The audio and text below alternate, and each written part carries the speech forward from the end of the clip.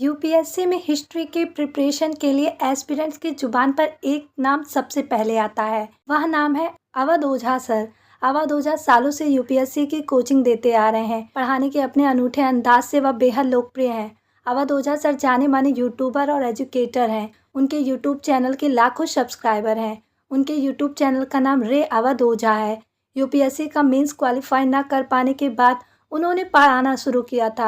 यह भी सच है कि शुरुआत में उन्हें स्टूडेंट की बेहद खराब प्रतिक्रिया मिली थी। स्टूडेंट कोचिंग छोड़कर भाग गए थे। फिर उन्होंने पढ़ाई की ऐसी स्टाइल विकसित की कि वह स्टूडेंट्स के लिए चुंबक बन गए। आज पढ़ाकर अवध ओझा सर करोड़ों में कमाते हैं। आइए यहाँ अवध ओझा सर के बारे में सब कुछ जानते हैं। गोंडा में हुआ जन्म, पिता थे पोस्ट मास्टर।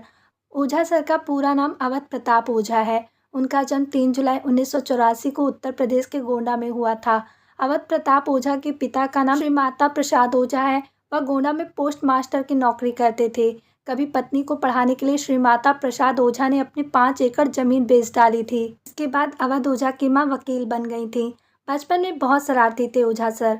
ओझा सर की पढ़ाई लिखाई गोंडा में ही हुई। स्कूल के समय में वह बहुत शरारती हुआ करते थे।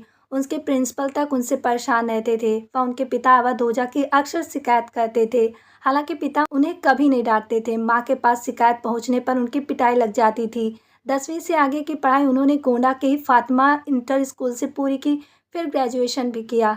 शुरू से था आईएएस बनने का सपना। बचपन से ही अवध ओझा सर का सपना आईएएस बनने का था। माता पिता ने भी बेटे को आईएएस बनने का सपना पूरा करने में कोई कसर नहीं छोड़ी।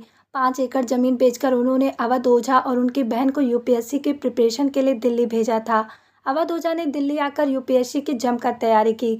वह यूपीएससी के करीब सभी पेपरों को क्रैक करने में सफल है। हालांकि मेंस क्वालिफाई नहीं कर पाए। यहाँ से उनकी पूरी जिंदगी बदल गई। कोचिंग सेंटर में पढ़ाने गए।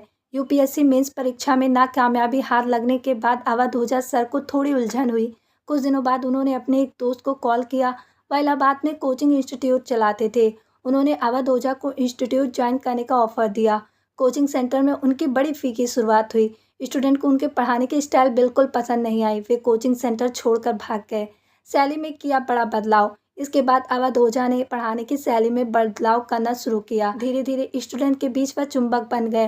पढ़ाने का उनका अनूठा अंदाज स्टूडेंट को भाने लगा।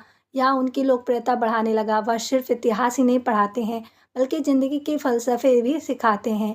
रश्मि रथी की एक पंक्ति को वह बार बार दोहराते हैं, जब विघ्न सामने आते हैं सोते से हमें जगाते हैं।